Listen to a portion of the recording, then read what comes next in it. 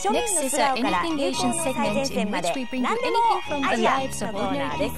原田さん、今日はですね、中国から学校で開かれている裁判についてお伝えします。学校の裁判、学校の中にお知らせがあるんですか？Well, this is not a Perry Mason story. が越前じゃないんですから違いますよ。There is one school 教育の一環として trial procedure as a part of education. 場所はこちらです。香港の北にあります広東省の深センですね。はい、こちら深センの学校では生徒たちだけで法廷を開き、校則の良し悪しなどを判断する試みを始めました。ご覧ください。We are against love affairs between students. We believe they disrupt the students' education. Objection! We oppose this attempt to ban love. If we try to impose this, it will produce the opposite effect. It's not unusual for people to fall in love at school. I think it's acceptable unless they take things too far.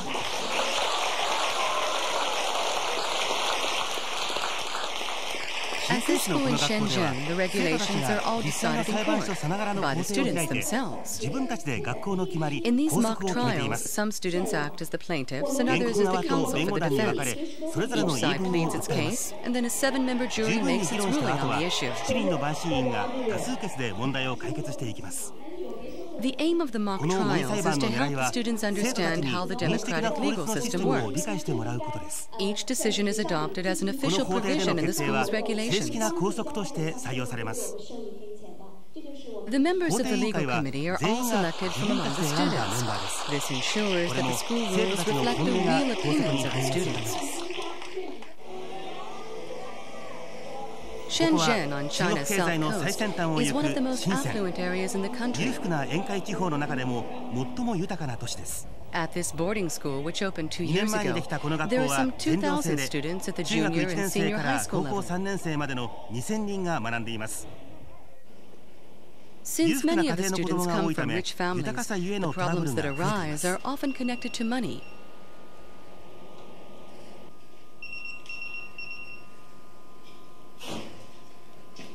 Nearly half the students carry beepers around with them. They can often be heard going off in the classrooms.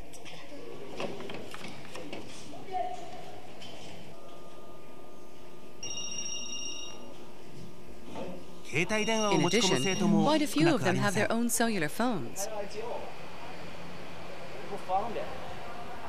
Can you pick me up in the car tonight?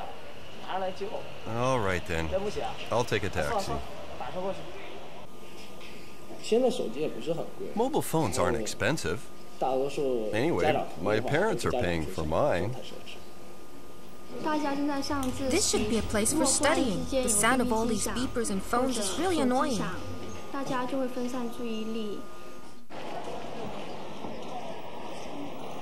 Some of the students have even started doing business in the dormitories.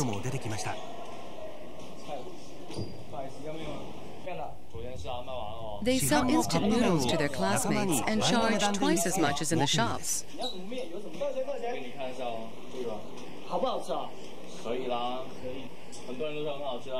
This is the most popular noodle. If you buy 3, I'll give you a discount.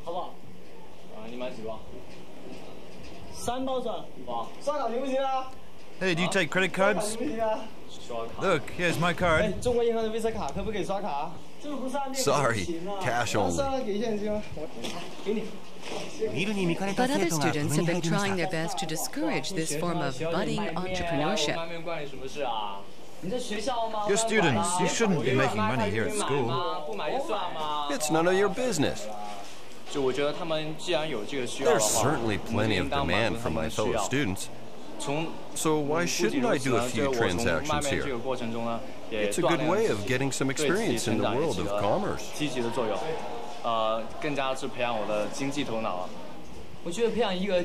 think they should get their practice outside of school. Here we should all help each other, not exploit each other.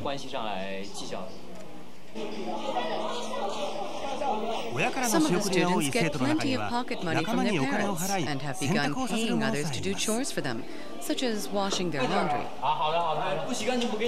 If you don't get my clothes completely clean, I won't pay you a penny. A kind of hierarchy is starting to emerge among the students according to their parents' wealth.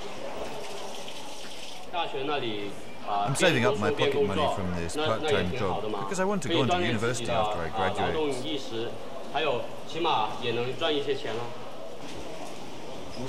This student earns 2 yuan, or about 25 US cents, for washing a pair of socks and a shirt. That's almost the price of a cup of instant noodles.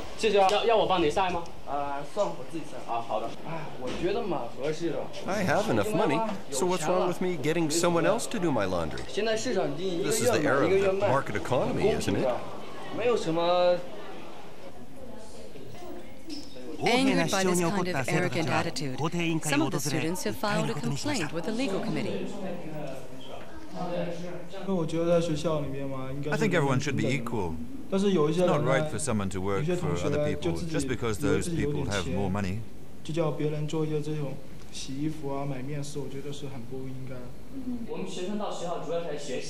The primary responsibility for students should be to study, so all commercial activities should be prohibited. I'm really upset by the excessive display of wealth all around us. I want to see all the beepers and cell phones to be banned from our classrooms. In order to settle these two contentious issues, they've been brought before the student court. Everyone in the school is interested in how the cases are going to be resolved.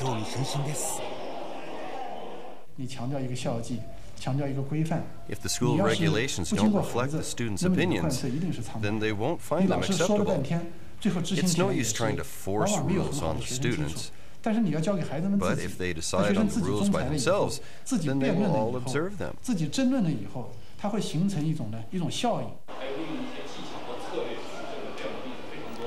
legal committee is made up of 40 students. They regularly meet and learn from experts in the law how to run the court along democratic principles.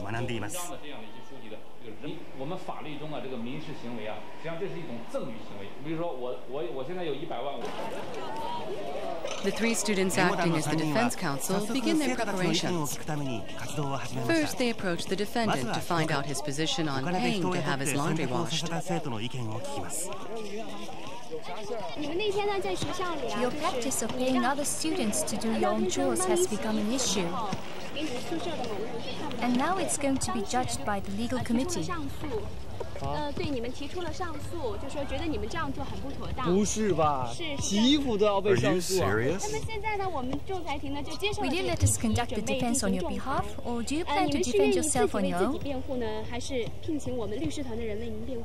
Okay, please defend me. The defense council members start taking the background depositions.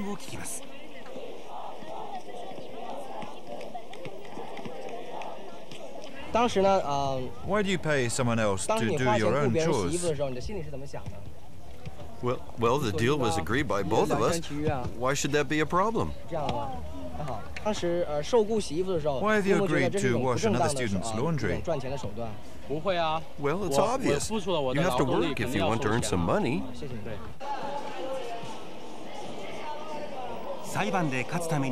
The defense council members distribute a questionnaire to all the students to find out what they think. This might help them win the case. How many of you approve of the use of beepers in class? A majority of students seem to be in favor.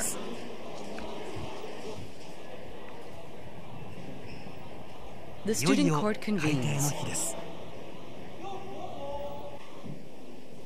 The 7 jurors enter the courtroom along with the plaintiffs and the defense counsel. One of the teachers is also present to keep an eye on things.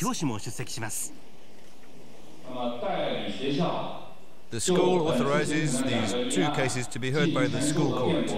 The results will be adopted in the school's regulations. First, the plaintiffs state their case. We propose that the use of all beepers and cellular phones should be prohibited. Not only are they a waste of parents' money, they can have an adverse effect on our studies. It's our position that beepers and phones are very useful in an emergency when we need to communicate with our parents quickly. We don't think it's necessary to establish a ban. In fact, we would say the widespread use of such state-of-the-art technology would greatly please the late Supreme Leader Deng Xiaoping. The jury debates the issue before handing down their verdict. 4 of us are in favor and 3 against. That means the use of beepers and other similar equipment will be prohibited.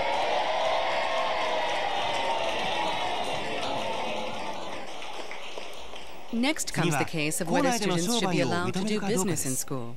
The student who has been paying others to do jobs for him takes the stand as a witness for the defense. The relationship between students should be one of friendship and not based on financial interactions. The plaintiffs are proposing that all business activities in schools should be banned. We believe this kind of activity gives us a valuable education about how the economy works and will be of great future benefit to us. It provides us with a good opportunity to learn about real life. We oppose a ban on in-school business. The plaintiff's argument is that hiring people to do work at school is detrimental. What do you think? Can someone who doesn't wash their own laundry ever have a positive approach to studying?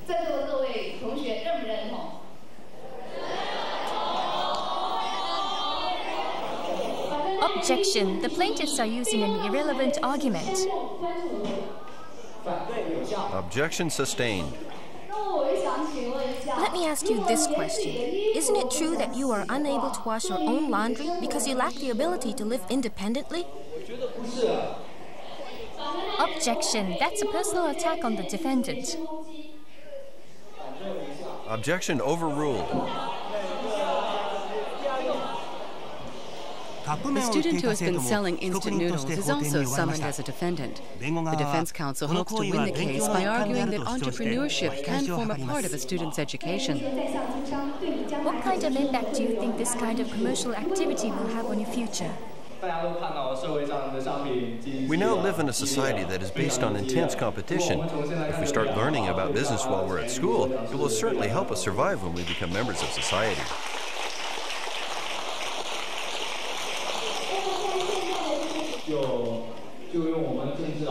I think we have to remember what we learned about the relationship between supply and demand. They need the food I provide, and I need their money.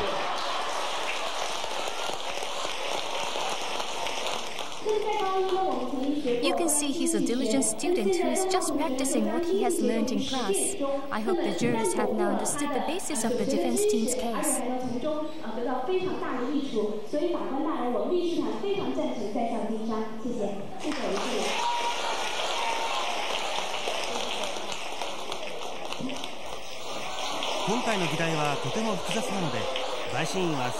This time, the issue is quite complicated, and the jurors are unable to reach their verdict quickly. The court adjourns to allow them more time to consider the arguments for and against this important case. Those jurors who approve of allowing business activities in schools, please raise your hands.